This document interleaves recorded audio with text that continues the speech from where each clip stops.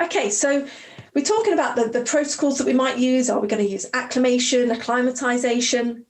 We've spoken about kind of passive methods and exercise-based methods.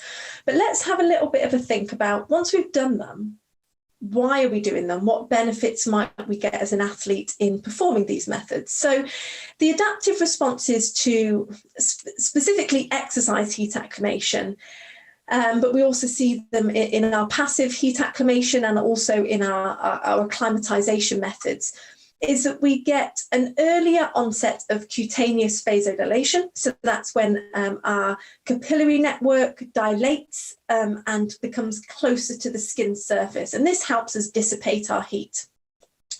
We also get an earlier onset of sweating. So we start sweating at a lower temperature, which enables us to dissipate the heat that's been brought to the surface by that capillary network.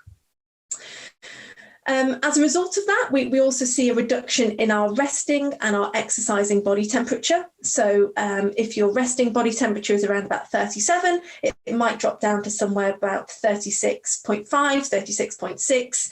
And equally, when you're exercising at a set intensity, okay, it may be that your core temperature elevates to 39 beforehand, but we're actually only seeing it at 38.7, for example, after. That being said, if you feel better, you may end up going quicker. You'll produce more heat, store more heat, and still get to the same level of temperature, but you're actually able to perform more work in that given time. Okay. And we also see a reduction in our cardiovascular system. So primarily that comes from a increase in our blood volume. So we've got more blood that's available to be distributed around the body. So the heart doesn't need to work as hard to supply the working muscles with oxygen. And we also see a reduction in our skin temperature. Okay, and all of these collectively enable us to feel more comfortable in the heat. So our thermal comfort will be reduced. So we may go from feeling hot to warm, okay, when we perform that same given workload. And as a result of that, typically we see an enhanced endurance performance. So we maybe slightly modify our pacing, we may be able to go a little bit quicker, we may be able to more closely match what performance speeds we're able to do when we're working in a temperate environment, okay? And there's a whole range of further adaptations that are listed here, but I think I've mentioned those key ones that are important that link through to that changes in performance. And I think, interestingly, it's important to mention here that there are a range of factors that might contribute to how effective your heat acclimation strategies are. And maybe some of the considerations you need to make when you're working with individual athletes if you're trying to implement some of these strategies. So we've got a further webinar planned in a month's time where we're going to focus more primarily on the sex differences. So are there any further considerations that females need to take? So that's one of the factors depicted on this infographic here. We then have acclimation history. So how many times have you been exposed to a hot ambient condition for training in the past? Is it that you perform, I don't know, maybe you've done 4 or 5 warm weather training camps in the last 2 years, and therefore you might be in a better position to acclimate, or you might acclimate slightly differently to somebody who has never been on a warm weather training camp or performed a block of acclimation. We also have training status as well. That can influence some of our adaptations, and both of these factors, the acclimation history and your training status, I'll deal with a little bit later, certainly from a retention of those adaptations and whether we can establish a high level of adaptations even when we are very fit and habitually we're getting hot, we're sweating lots, and therefore we're naturally going to have some of these adaptations that I spoke about on that previous slide. And then we also have things like body composition and immune status, which can and ethnicity, which can influence some of our levels of adaptation.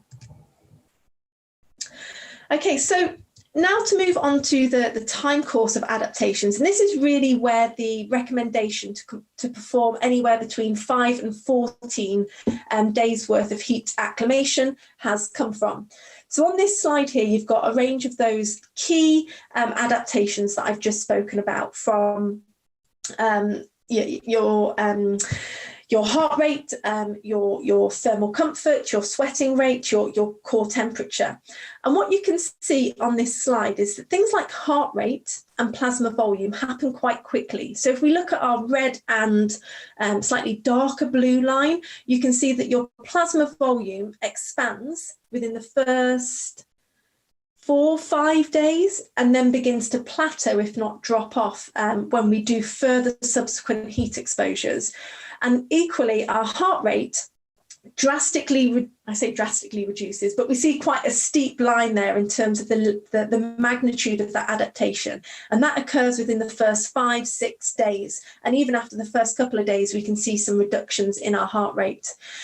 But certain things like sweating, okay, that might take a while to start to be initiated. So certainly within the first 5 to 6 days, we don't routinely see changes in our sweat rate, but certainly by day 14, we're starting to see a plateau in our adaptations to our sweating rate.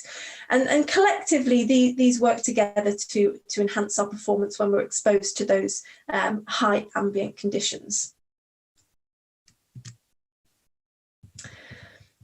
And I think the most important thing that I get asked is, okay, so you've spoken through all these adaptations, but does it really improve my performance? And I think this slide here perhaps demonstrates some of those improvements in performance that we might get to see following acclimation.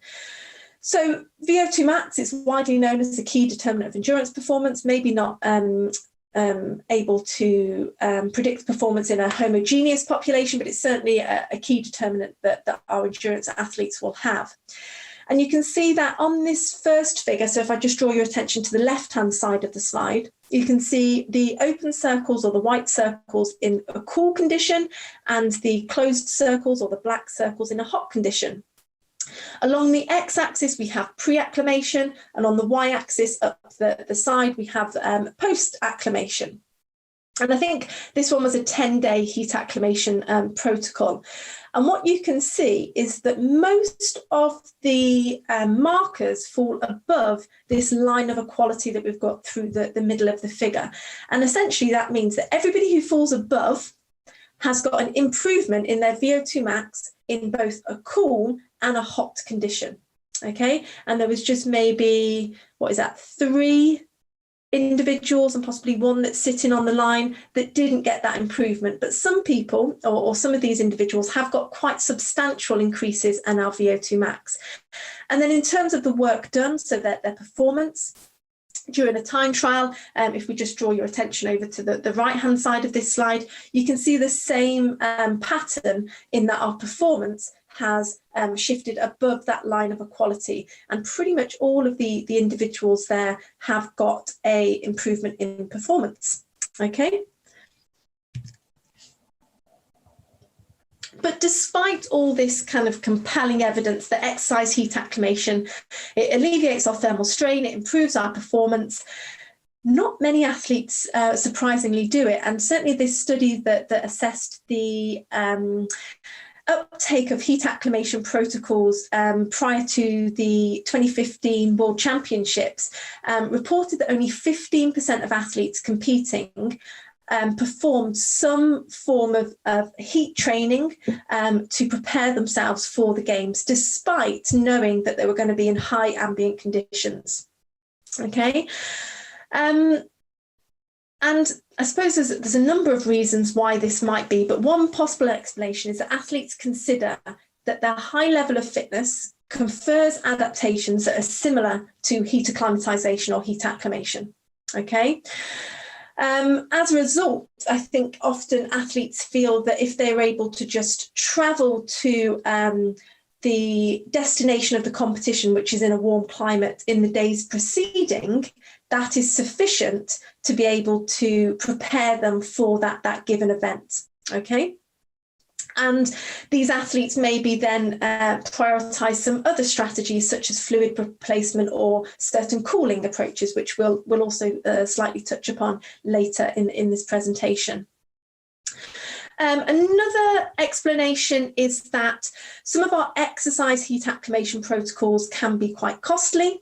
They typically require access to an environmental chamber and often require that precise control of our core body temperature, okay, to ensure that you are getting a sufficient elevation in our core temperature to induce the optimized amount of adaptations.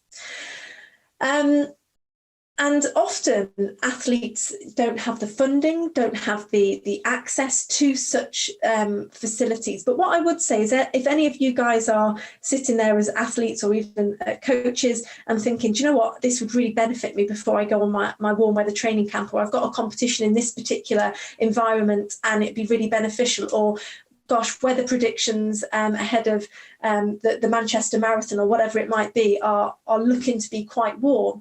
If you contact like a local university that has a heat chamber, and there are lots of them across the university, I'm sure there are academics like myself who would be very willing to work with you to provide some support ahead of those. So even if you don't have the funding in place, this is maybe just a little push that try and get in contact with universities, because I'm sure they'll be quite willing to support you guys, especially if they've got a personal interest like I've got. Okay, so yeah, so certainly athletes don't have the funding, may not have access to the equipment. So, and also quite a lot of these adaptations that I spoke about in terms of kind of increasing your blood volume, reducing your cardiovascular strain, feeling cooler, and then also reducing your body temperature, can be fairly transient and decay quite quickly. Okay, and we know that regular exposure to the heat in the days preceding a race or a competition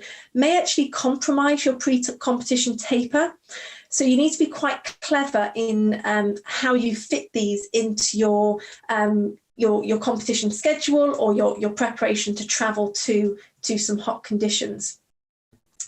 As a result of that, there's been lots of research much more recently looking into methods that are a little bit more accessible, that don't always require modifications to your routine habitual training. And these include methods such as sauna bathing, hot water immersion, and these are typically more accessible. They're typically more time efficient because you can do your routine training and then go and have a sauna, do your routine training, go and have a hot bath. So actually it's not a case of you need to do your routine training and then an additional training session that's acting as your acclimation. They're fairly simple to administer, and they can minimise some of the disturbances with our training and our taper that we might see with some of these heavier exercise heat acclimation methods. And that being said, it might be worth, if an athlete's thinking about how can I optimize my approach, it might be that some of these more heavily based exercise protocols can be conducted sort of 6 weeks ahead of the competition, and then some top-up sessions, and I mentioned this in one of my latter slides, some top-up sessions could be used that are using these more accessible methods that I'm about to go and speak on to. So there's a place for everything, and there are benefits of both of these sorts of approaches.